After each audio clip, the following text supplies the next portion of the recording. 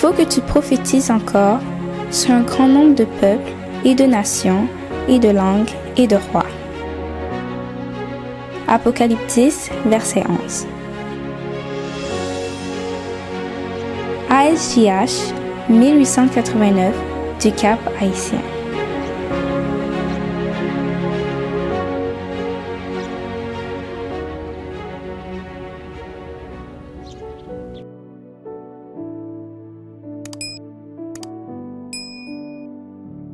Un culte reconnaissant. Une citation des témoignages de Sir Ellen G. White.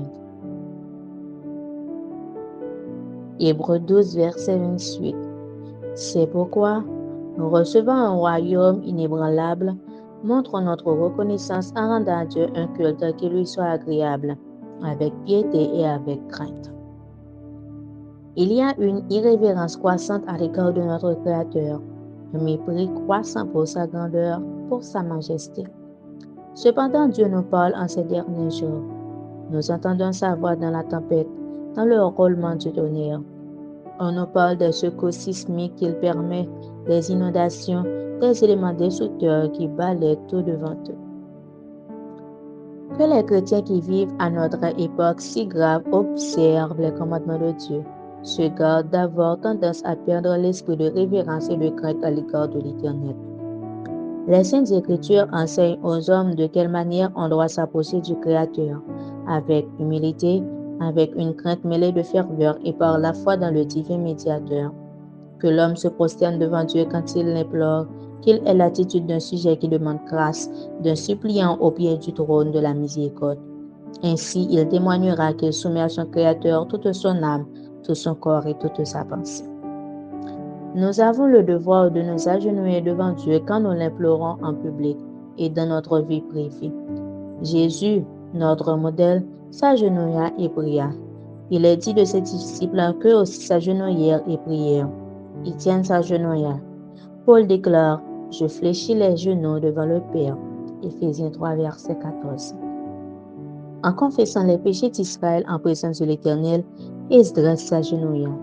Daniel 3 fois le jour se mettait à genoux, il priait et il louait son Dieu. Daniel 6, verset 10. Et le psalmiste nous adresse cette invitation. Venez, prosternons-nous et humilions-nous, fléchissons le genou devant l'Éternel, notre Créateur. Psaume 95, verset 6. Que demande de toi l'Éternel, ton Dieu, si ce n'est que tu craignes l'Éternel, ton Dieu, afin de marcher dans toutes ses voies, d'aimer et de servir l'Éternel, ton Dieu, de tout ton cœur, de toute ton âme. Deutéronome 10, verset 12. Voici, l'œil de l'Éternel est sur ceux qui le craignent, sur ceux qui espèrent en sa bonté. Psaume 33, verset 18. Le fruit de l'humilité, de la crainte de l'Éternel, c'est la richesse, la gloire et la vie. Proverbe 22, verset 4. Puissance de la grâce, page 92, paragraphe 2 à 5.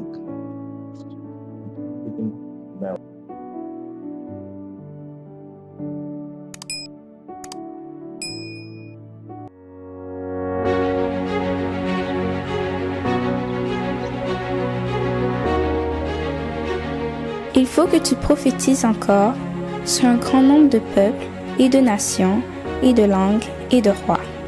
Merci d'avoir écouté cette présentation. Si vous souhaitez prendre part à la mission que Jésus-Christ confie à notre Église, contactez-nous via les coordonnées suivantes: ASJH 1889 caphaïtien@gmail.com, pour WhatsApp 509 32 32 41 42.